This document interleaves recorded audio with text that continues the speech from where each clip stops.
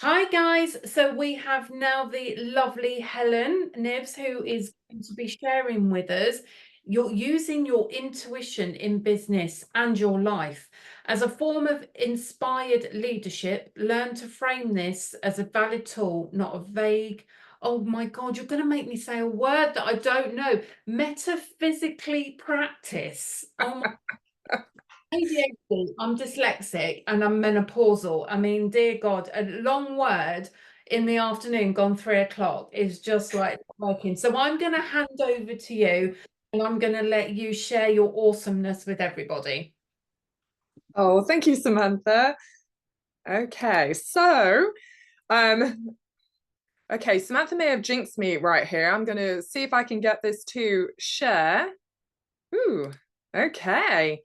Perfect. So hopefully this is working just fine and you can see it. I would just like to say as a very quick upfront note, I live in the country and my Wi-Fi tends to have its moments usually when I need it the most. So if I seem to freeze up, I will be back momentarily. So welcome everybody. My name is Helen Nibs, and I am originally from Leicestershire in the UK, but I moved to Oklahoma in the US in 1998. So today I want to talk to you about intuition as the key to inspired leadership in business and in life. And I know some people are thinking, oh, I don't know if I have a role as a leader. I'm not perhaps a CEO or vice president of anything, but I think we need to focus more on leadership being more all-encompassing. And you bring that to perhaps your friend group or to your family or to anything you do. So let's get a bit broader. And I think women particularly tend to underestimate what amazing leaders they are, and even to call themselves that. So let's think about that in a broader sense. So yes, so as I was telling you, I moved to Oklahoma City and I now work as an intuitive business consultant and I have my own little business. Prior to this, setting this up, I was a corporate CEO in America. I ran a couple of multi-million-dollar companies and I learned a lot of things along the way. Um, some good, some bad, but I did realize just how much it can help us in our work career if we start to blend intuition more with what we do, which is gut instinct, and we'll be coming to that. So what I am dedicated to doing is transformative leadership, revolutionary intuitive insights, and having fun along the way. And it's practical. I'm not talking about some mystical thing, practical stuff. So we're going to get to that. But intuition is not just about sitting on a mountain, it's about blending it with data to create unparalleled business success and strong teams. So are you ready? Let me see, I hope this is, there we go. That should be working a little bit better, hopefully. Hopefully so. I just want to give you a quick shout out. We'll have a chance to look at this at the end, but I do have a freebie in the VIP bundle that Samantha and her team have put together. So I hope you sign up for that. It sounds like it's just chock full of goodies. I'm doing a complimentary call, so feel free, but we'll come to this again at the end. So practical intuition. Sounds like an oxymoron, right? So what a lot of people imagine listening to your intuition looks like is some kind of, unwashed mystic on a mountain. But I'm not really in favor of that. It can actually look a lot more like Steve Jobs and the iPhone. Steve Jobs is famous for talking about using his intuition and using it to create products that people weren't even aware that they needed yet. And that is the magic of it. It's creating those things that people aren't aware of, that they don't know that they need. It's taking like a visionary step forward and bringing it into the present.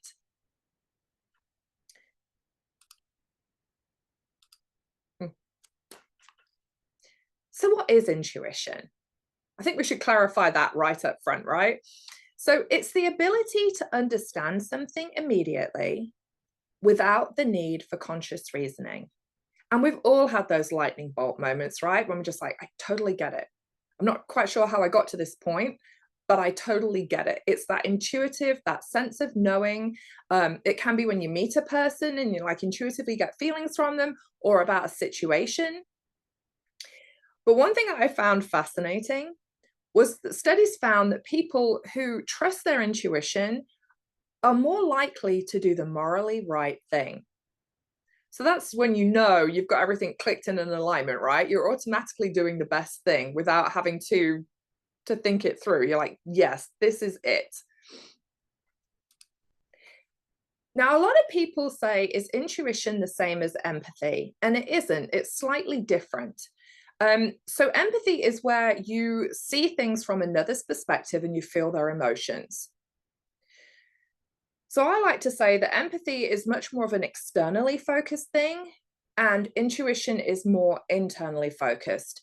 Intuition is listening to your internal voice, and empathy is picking up all those signals from other people. And highly empathic people can tend to go into a bit of overload meltdown on that. And if you struggle with that, oh my gosh, I have a million tips for you. So reach out and get in touch and I can help you out with that. But yes, so that's the difference, whether you're listening to your internal voice or whether you're picking up outside signals. But don't want to be like this cat.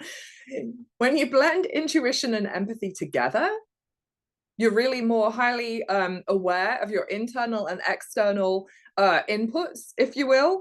That's when you become unstoppable. And that is where you start to get informed, compassionate, and visionary leadership. I actually went to do a speaking event last week, and one of the speakers was talking about a fascinating subject. He said that a lot of the times that CEOs, the people who end up in that role, tend to be promoted from like a chief financial officer position. So you've got the highly data orientated people coming up into the CEO role, and which is great because you do want someone in charge who, you know, might be able to keep the business solvent. However, sometimes that heavy data mindset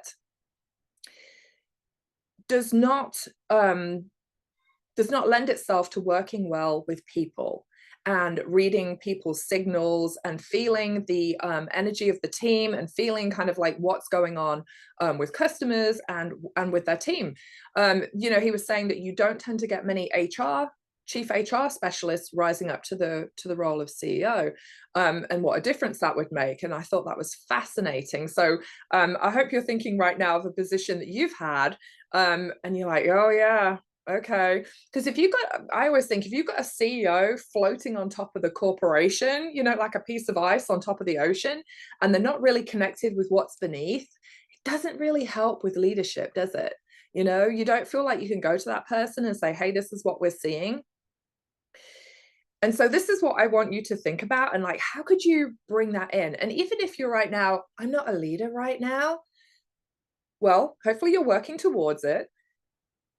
But what can you pick up from all the people around you? What do you see and feel from the people around you that could be used to make the workplace better, more visionary, and for more growth and harmony to occur? Because I think we can all agree, we've all had jobs, that when you're in a workplace where everyone's just at each other's throat, then the company does not do nearly as well as it could. So why more CEOs don't focus on this is a mystery to me.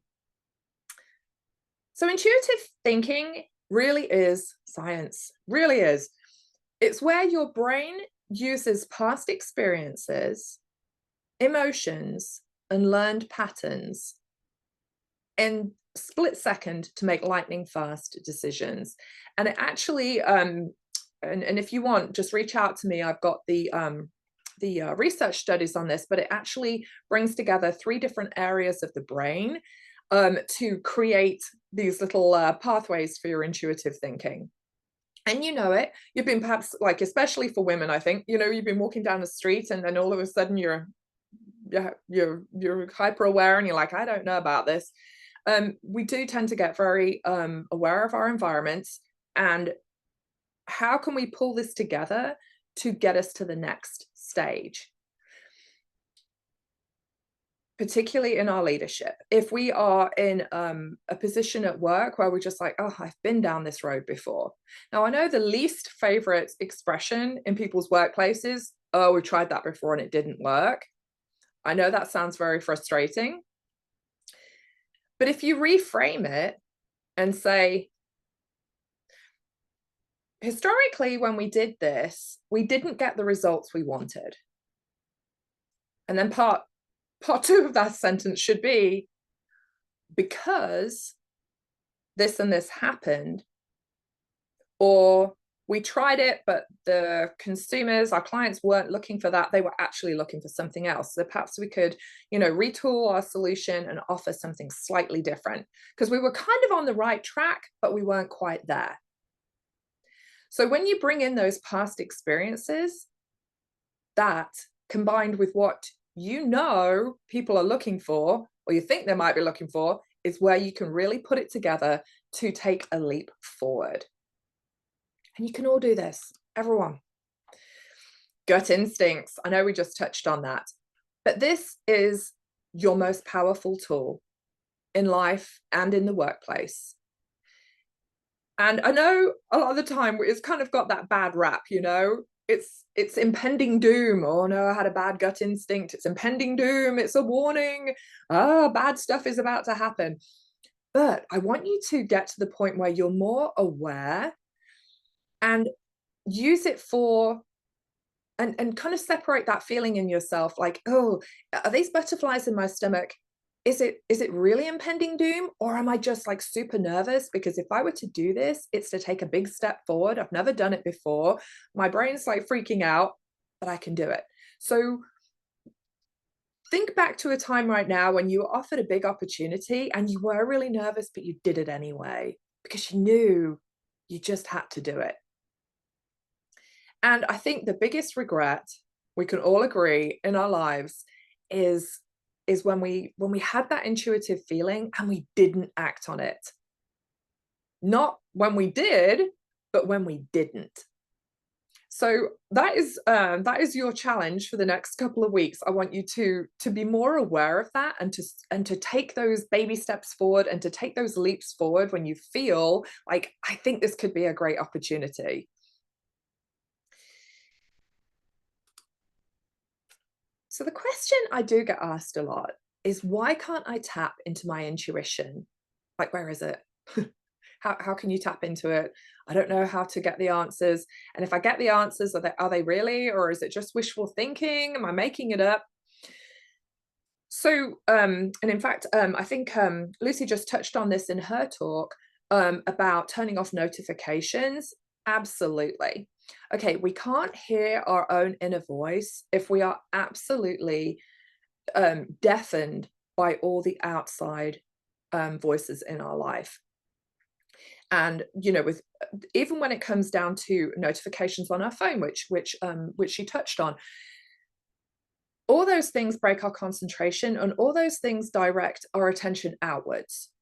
So if you can certainly switch off notifications, and it could just be for the afternoon, you know, give your brain a rest for a minute. Another thing you can do is to move all the so like social media and like perhaps work project system icons on your phone's home screen to the second or third screen. So it's not the first thing, you know, those red circle notifications on it is not the first thing you see every time you look at your phone. It's kind of out of sight, out of mind, but that's good. Give your brain a break. And I know that it is very difficult to go places and get away from that. And I don't know if it's the same in the UK, but in the US, for some reason, even when you're filling up with petrol, a lot of the petrol stations have got little TVs on the gas pump, you know, so you're just like, oh gosh, I can't even get 2 minutes apiece filling up my car.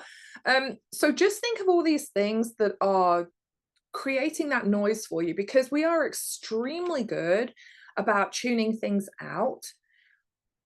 But I think we forget that our brains are actually having to do it, and it's taking up energy, and effort for it to do that. So if we can just give our brain a minute's peace, then I feel like then you will start to go, oh wow, now I'm starting to hear my messages, um, and get more aligned with what I feel. Because how many times do you not even stop to check in with yourself about how you really feel about something? You know, if we're talking about work, like if someone has suggested doing a project and you're like, yeah, okay, but you haven't really taken like 5 minutes to sit with it and think, okay, here's how I feel this might go. Here's some things to look out for. Here's some things I could suggest.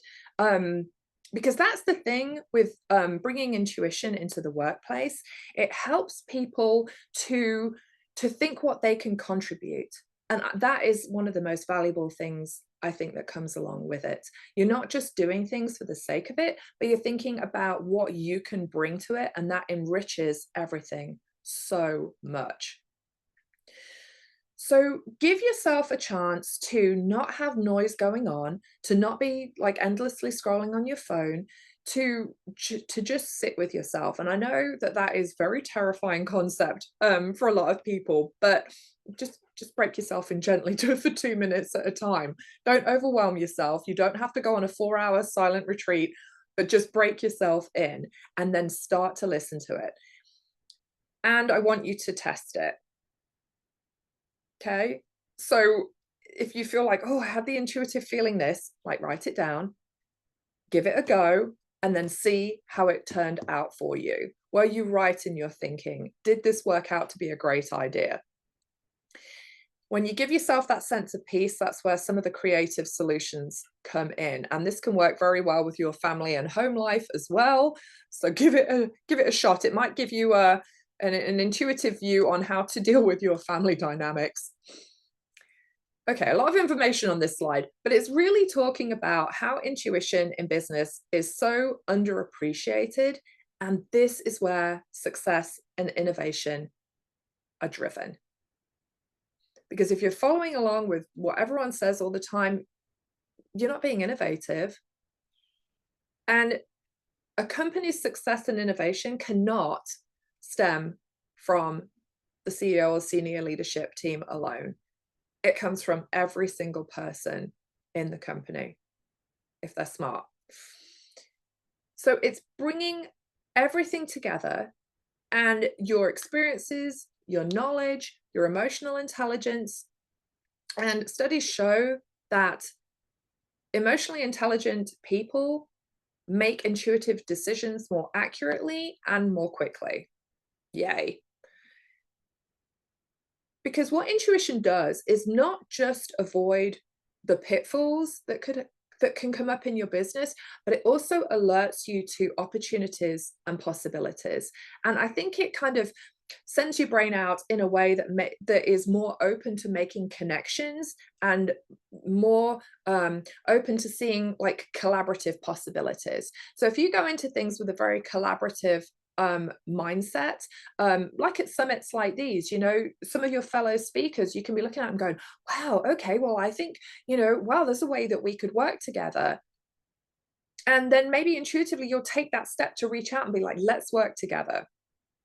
And actually, I would like to say I'm only here on the summit because I was introduced to Samantha because I was really struggling with a Zoom and Facebook issue, and she was referred to me. I reached out to her and she was super helpful and solved my issue. So being brave and taking those steps and reaching out can shift everything for you. So thank you, Samantha, for that. So what is the perk for working at a more intuitively led company? You know, and you might think, how does this work out with my employees? How would this actually make a difference? Well, studies have shown that companies led by intuitive leaders experience higher employee, I should say, sorry, satisfaction, increased creativity, and improved strategic agility. So basically that means that your employee turnover rate should be a lot lower. You're going to retain those staff and they're going to be happy staff. So your employee costs should go down in having to, like, endlessly hire and retrain. Your company gets a better reputation and people are happy to be there. So it seems to me like it's a win-win situation, because one thing that that I never used to do very well, and I hope that you do better, is really when you go for a job interview, it's really almost like interviewing them as well. What have you got to offer? How do you treat employees? What's a typical day at the company? How are ideas received? Are you allowed to have ideas? Can you give feedback? All these things are so important, because when you know that you're working in an environment that allows you to have a bit more of a vision about the way things could go and creative input, you're going to feel so much more valued and you're going to stay. Because studies show that people do not stay in jobs for the salary alone. That is not the most important thing. They're going to stay where they feel valued, where they feel an important part of the machine, and that what they say can actually be incorporated into business development.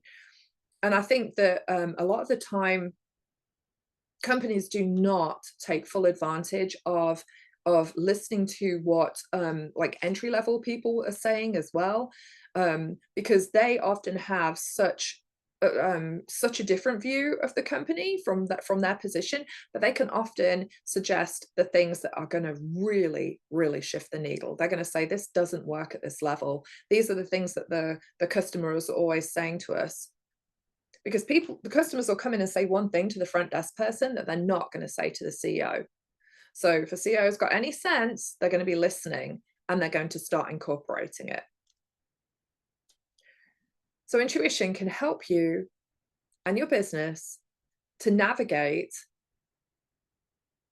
complex challenges. It can help you make a huge leap forward, and it really resonates with people on a deeper and more authentic level.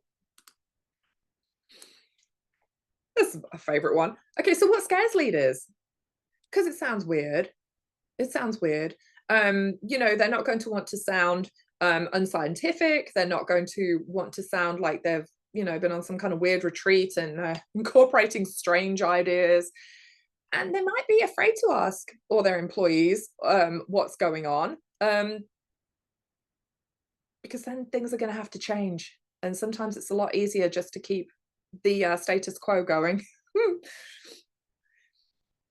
There is, concerns perhaps with accountability, because it's stepping out on a ledge. If you're looking at hard data, you can say, well, we can prove this. When you combine intuition with data, there is that going out on a limb a little bit. Now, it's not gambling all your money on red in Vegas. We're not going that far. It does have to be combined with data, but there's still some more accountability. And you may doubt it and your team may doubt it. And perhaps it's not the norm in your industry or your location. And it may not be that there's immediate results. So it's a leap of faith. But all these things are very valid reasons why someone may be a little bit hesitant to start bringing it in. But you don't have to make a huge giant jump off a cliff. You can start bringing this in gradually. Because we're going to start normalizing it, right? When we normalize intuition in the workplace, we are creating space for creative thought. It gives you that scope. It encourages risk-taking. And it really fosters open communication, because people can start talking about their ideas or going, well, what if we did try this? And they know that that should be, well received by leadership. So they're going to be more likely to go, well, we could try this. Or I went ahead and tried this, and do you know what? It worked. Or it didn't work. And this is why. And when you get that environment to start discussing possibilities, then it really can help shift things to the next stage. And this, and of course, it helps employees feel valued because you've had a chance to have some input. And it's certainly, within a lot of companies, you might not feel that there's room for promotion or growth there, so you're going to go somewhere else. And that comes back to helping with the employee retention issue. Because if someone's worked at your company for however long, you want to retain that knowledge and those insights and promote up, if at all possible. This also works with for entrepreneurs. You don't have to have a massive team of people. Take an hour, whatever. You have a little CEO meeting with yourself, and then perhaps spend a little bit of time on Google. You can see what other people in your field are doing. Depending on what industry you are, you can see like where do you intuitively feel that your industry may be headed in the direction of, or what's happening in your industry that is just not going to be sustained for very much longer because of the way, technology is changing or the world's changing. For example, I used to work with realtors here in the US, and the National Association of Realtors has just been forced into making massive changes on how their trade association works with commissions, access to the multi-list, and membership. Now, when you get to organizations of that size, unfortunately, they do not pivot very well. They're also run by a board and volunteers, which also tends to slow things down a little bit, I feel. But very unfortunately for them, they got to the point where they were forced into change. And some of these issues should have been able to have been seen a mile away, because with the way the world is changing, when you look at the structure of that, you should have been able to say, this is not going to work in the long term, because the public are going to demand something better. So what can you look ahead in your industry and say, okay, wow, I see some changes. What can I do to get ahead of that? Intuitively, what do I think I can do to get ahead of it? Henry Ford, when he invented the car, he was famously quoted as saying, I'm going to butcher the quote now, but it was something like, if I'd have asked people what they wanted, they'd have told me they wanted a faster horse. But he went ahead and said, I think we need a car. And lo and behold, here we are. So what leaps can you see that would just be incredible in your industry? What can you do to be one step ahead?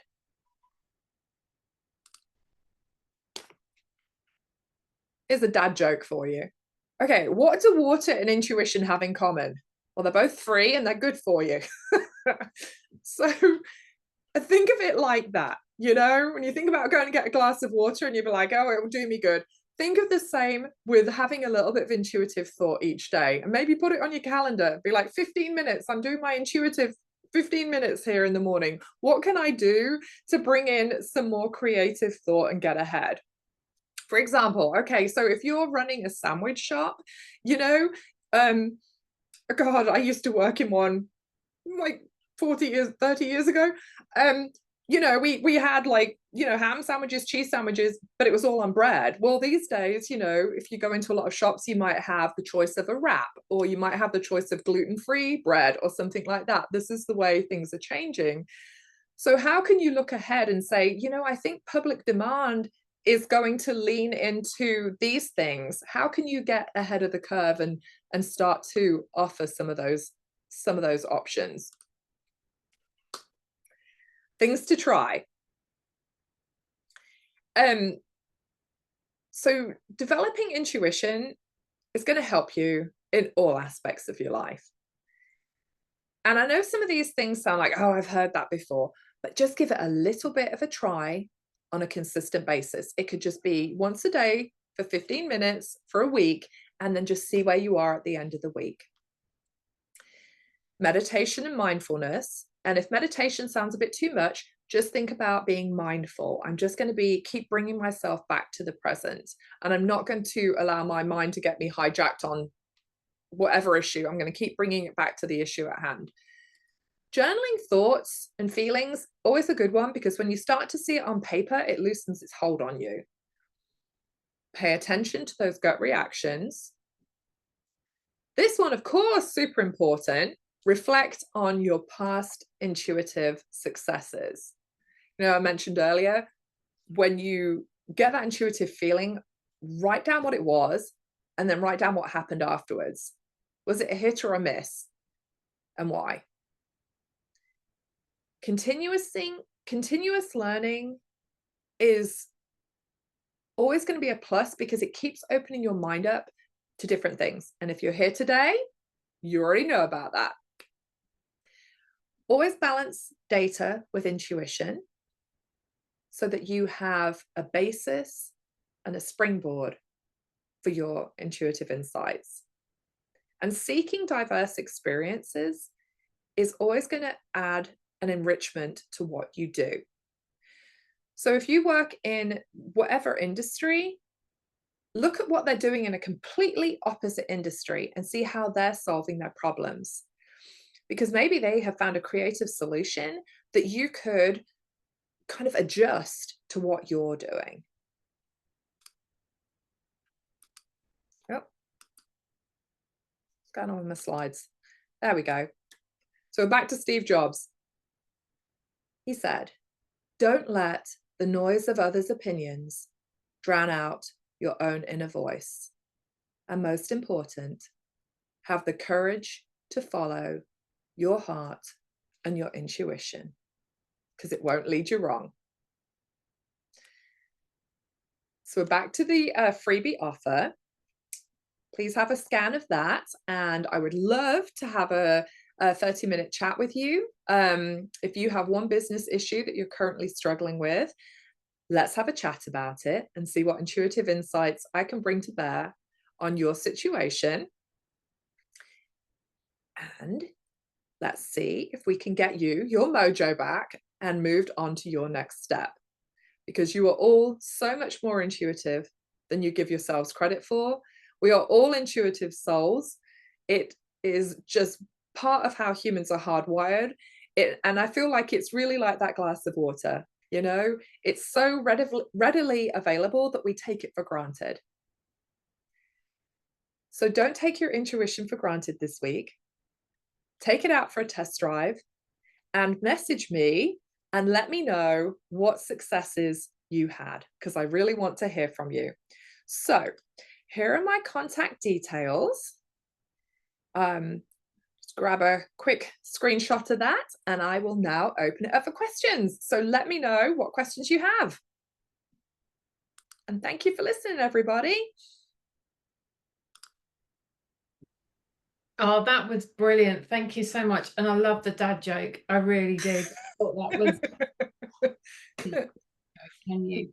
And building into a presentation is even better. So if you do have any questions, please do pop them in. But I just kind of wanted to reflect on some of the things that you said, especially when you talked about how we had connected with each other. And I know previously Janine mentioned about sharing, giving things away for free does lead to more things. And like you say, the way that we connected originally was me offering you free advice and support. And that has now led to us kind of collaborating together on this. And that means that we are now building those relationships. And I think it's so important. You just never know where all these things are kind of going. So it's really, really important to do that. And I think many business owners don't see themselves as leaders. They see themselves as business owners. And I read a quote recently that said that you need to get that inner leader in you before you can build a team and lead others. Because it's not like you want to micromanage people, but it just makes life a little bit easier when you can think like a CEO in your business. So you think with your head rather than your heart, because you might have a team member that's, working with you and supporting you, but that person isn't really doing what they're supposed to do. And if you're thinking with your heart, you may not think, oh, I'll keep them on, or I will do this, when really what you should be doing is going, no, this isn't working for me. I need to think as a CEO. So yeah, completely get that. And I love the Steve Jobs, never a true word, that is, and that's absolutely brilliant. So I love that. Thank you so much. So we have a question from Jill. What Yes. difference between intuition and saboteur? Yes, and I'm glad you asked that, Jill, because there is. And this is one thing that people struggle with, right? Because when we start to say, well, I'm going to listen to my intuition, the first thing that your brain does is like, it basically throws on like the handbrake in your car, and it's like, no, I'm not in control. So automatically you get it's almost like you're kind of doing the hokey cokey, you put one foot forward, and then all of a sudden your brain's like, no, get that foot back here, stop it. And it makes you doubt yourself.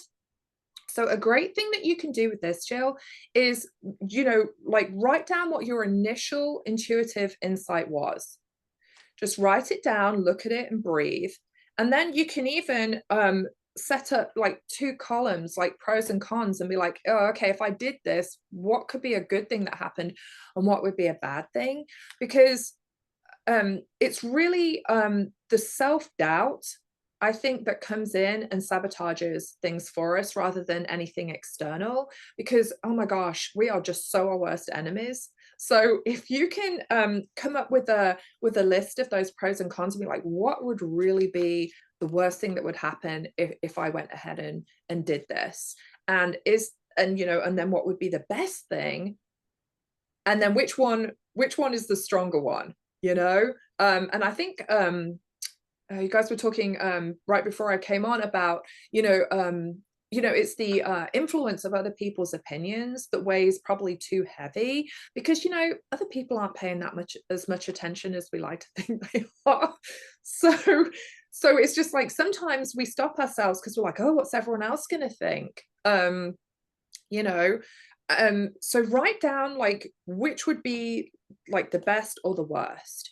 And the thing is, with intuition, it's not like gambling all your savings in Vegas. It's more like, well, what if I did this action, or went to, I really feel that I'm supposed to be, for example, going to more networking lunches. And then you go, oh, I don't know. I don't know if I could apply to go to that networking lunch because they seem more, you know, they seem more advanced in their careers than me. I don't know if I'd have much to offer. I don't know if anyone would want to talk to me. So then write down the pros and cons. The pro might be, well, I'm going to go and I'm going to connect with all these people who perhaps they are one step ahead, but thank God for that. You don't want to connect with people who are a step backwards, right? Because they are going to help you up to the next rung of the ladder. So what would be holding you back? You feel nervous? Okay. But balance that against, wow, I could get in front of some people who would really take me a step forward. And then when you look at it in a kind of balanced way, you're like, okay, that's really helped me make a decision. And so give that a try, because you don't want to be sabotaging things for yourself. Like, just tell your brain, calm down, we're going to be fine. Calm down. But yeah, it's practice. It's practice. Yay. I hope that helped. Brilliant, fantastic. Thank you so much. And please, can you share with everybody what the VIP is, what is going to be in the VIP goodie bag? Yes, they get a complimentary 30-minute call with me. They can bring any kind of business issue or life issue, hey, I'm not being picky, to me, and then we'll talk about that and see what intuitive insights we can get to work through and come up with a plan. 30 minutes, we can do it. Another 30 minutes. That's incredible. That's brilliant. So if you do want to become a VIPer, you can sign up. It's £47. You're going to get all the recordings from today and the 10 speakers from tomorrow as well. You're going to get all of the VIP gifts in the basically the online goodie bag that we've put together for you, and you're going to get entered into that prize draw to win a power hour with me. So thank you so much. I'm just going to check we don't have any other let me just double check we don't have any other questions. No, we're all good. So thank you so much, Helen. That was absolutely brilliant. Thank you for taking the time to be on the summit today. Please go and connect with Helen on her socials, as well as all of our other speakers.